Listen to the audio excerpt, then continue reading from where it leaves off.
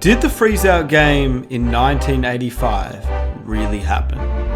This is a conspiracy that I've been wondering because I've done a lot of research and I've came to two conclusions. As we all know, Michael Jordan and Isaiah Thomas have had a feud. A kind of feud that everyone in the whole NBA world kind of knows. But how did this feud even happen? When was the beginning of the beef between these two legends? Well, apparently it all began in 1985, in what was called the freeze-out game. Okay, so what happened in his rookie All-Star game in Indiana, in Indianapolis? Isaiah led a movement among the Eastern vets. This is Michael's rookie All-Star game to freeze out Michael Jordan. Michael didn't like it. He doesn't like to lose even some silly All-Star game. And he held it against Isaiah till death do them part. But did it really happen? Is this freeze-out game real? Or is it just something that was made up? Something that was hyped by the media and two, used by Jordan as a way to motivate himself, since we all know how competitive he really was, and he would use anything to motivate himself. Isaiah Thomas was only a fourth-year player in the league. Would he really have the ability to influence superstar players like Larry Bird, Julius Erving, Moses Malone, Magic Johnson, and George Gervin? Would he be able to come up with a plan to prevent Jordan from doing anything? And not to mention, also sell it to his head coach, who had to be on the plan to stop Jordan too? Thomas said, and I quote, "I laugh at the thought, because I can definitely control those guys," he said sarcastically. Nonetheless, it became accepted as fact. Thomas was first questioned about it not long after the game, and he said, and I quote, "I remember people started writing about it, and then started talking about it, and then all of a sudden it became the truth," he said.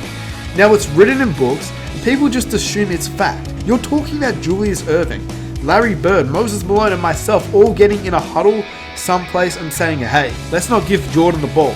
I mean, that is absurd." But how did that story even come about, considering at this stage in their careers, there was no beef or rivalry yet? This was a fourth-year player and a first-year rookie superstar in Jordan. Well, this is the breakdown. It was actually all brought up by a newspaper columnist who got the story to kick off. The reporter's name was Charlie Vincent, and he worked at the Detroit Free Press. Because of this, he became close with the Michigan guys, Isaiah Thomas and Magic Johnson. He also became close with George Andrews, who was Magic Johnson's agent. This is what Andrews said really happened. On Saturday night during workouts, Michael wore his Nike warm-ups, which at the time was a violation of the NBA's protocol. He was promoting Nike. He was ignoring an unwritten rule that you wore All-Star stuff to the All-Star game. Some of the All-Stars, particularly Isaiah and Magic, supposedly took offense to this. Or maybe they were just sick of Jordan's popularity. Either way, the story goes that the veteran guys got upset, saying, "Who the heck is this rookie? He's not acting the way that he should," and so on. No question, they were just mad at him. Which, to be honest, at the time, it's kind of fair enough when you think about it. You have this rookie who just comes in the league and decides to do what he likes and wear what he wants, but at the same time, he was Michael Jordan. The legend has it that some of the older guys like Isaiah, Magic, Gervin thought that Michael Jordan was coming off as cocky and arrogant. The fans voted Jordan, after all, as an all-star starter during his rookie season, with the most votes in the history at that time, leading to what Jordan would call jealousy. He suggested that they were just upset by the amount of attention Jordan was receiving. But I finally figured out as I got older that natural jealousy is a part of professional sports and any job. And I felt I skipped a lot of steps coming into the league. I didn't work my way up to the top. I skipped a lot of steps, and sometimes that creates some jealousies and just natural jealousies. Of course, today, it really wouldn't matter. You can wear anything you like. The dress code back then, though, was pretty straightforward. Everyone kind of wore the same thing, and he may have just rubbed them the wrong way. That's what Jordan believes as well. In an interview, he publicly stated that they were out to get him, and he truly believed at the time that there was a freeze-out conspiracy to not let him put on a show. Welcome back. When Michael Jordan entered the NBA in 1984, it was the league of Magic Johnson and Larry Bird. While it seems hard to imagine today, back then Michael was often cast in the role of the outsider. It wasn't always fun, though, admittedly, with you and Magic and Isaiah. I'm talking about 1985. A lot of basketball fans are aware there was what they call the freeze-out. For some reason, Isaiah and Magic didn't necessarily like it, what you were doing on the court, and they decided to have their own little freeze of Michael Jordan, literally not let them be affected by you or for you to be a factor in the game. You were able to smooth it over the years, but initially it was difficult to get accepted. It was tough because I was very confused. I didn't understand exactly what was going on. I didn't understand the reasoning. I felt that, I always felt that I was the lowest on the totem pole and had to work my way up, so I didn't go in cocky. I made sure that I wasn't going to do that. Now, I know what you're probably thinking. Can't we just watch the game ourselves and figure it out for ourselves? And yes, you could. I mean, I'll put the link in the description. Feel free to watch it. But when I watch it personally, I personally don't see any kind of plan to suggest that they were putting a freeze out on Jordan. But then sometimes I do go back and look and say, well, maybe they could have passed it here. Maybe they could have passed it there. Because in the end, Jordan would only end up having 9 shots, which is not a lot for an all-star starting player. Whilst no player involved has ever confirmed that the freeze-out game ever occurred, the story has long been reported, and Jordan has even spoken about it, whilst Isaiah Thomas has ridiculed about the idea that he masterminded a plan to freeze out Jordan, and he claims it was ludicrous. But in his autobiography, For the Love of the Game, Jordan said this: "I was very aware of what I had done on the court during the first half of my rookie year. The last thing I wanted to do in the 1985 All-Star Game was draw even more attention to myself. I brought my family with me to the All-Star Game, and the plan was to soak in all the atmosphere, meet the players, and play the game.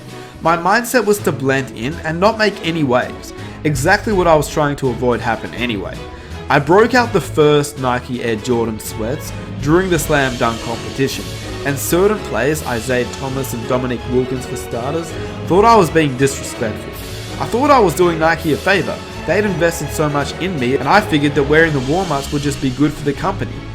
There were other incidents, if you want to call them that, where I was perceived one way when I was thinking the complete opposite. Someone said that I didn't say hello to Isaiah in an elevator, but there was a reason. I was in an elevator full of great players, and I was afraid to say anything. I didn't want to come off as being too confident, so I didn't say a word. The next day, I'm back in Chicago, and a reporter comes up to me after practice and tells me about the freeze-out. He said Isaiah, Gervin, and some other players were laughing about how they tried to embarrass me during the game by freezing me out or not giving me the ball. I didn't notice a thing, to tell you the truth, but that incident was one of my most painful experiences of my life up to that point. The next night, we played Detroit at home, and I played like I was possessed. And well, he did. Here's the game. Jordan went for 49 points versus the Pistons in a game known as the Freeze-Out Revenge Game. So in the end, no one really knows what actually happened behind closed doors. Do you think that Isaiah Thomas had it out for Jordan and told his teammates not to let this young rookie just do whatever he wants? Do you think he really made a plan to prevent him, or do you think that there was just no plan at all? Jordan just didn't do that much during the All-Star game and blamed it on Isaiah and Magic later on. Jordan did state that he thought the freeze-out game initially occurred, but then recently during his Hall of Fame speech, he retracted that statement, saying that he was just happy to be there. Isaiah Thomas, Magic Johnson, George Gervin, now they say it was a so-called freeze-out in my rookie season. I wouldn't have never guessed, but you guys gave me the motivation to say, you know what?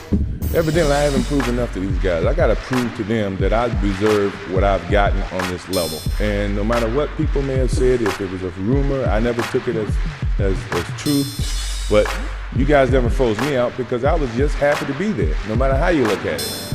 But something tells me that the look on Isaiah's face maybe suggests that he was part of a conspiracy to stop Jordan. Honestly, if you guys want to know my opinion, I believe when Jordan was playing, he used this as motivation.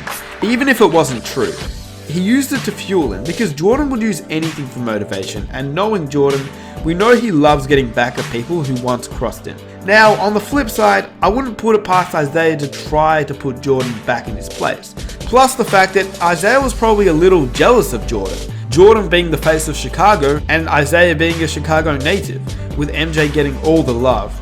So when I watch the game, I don't really see any conspiracy at all.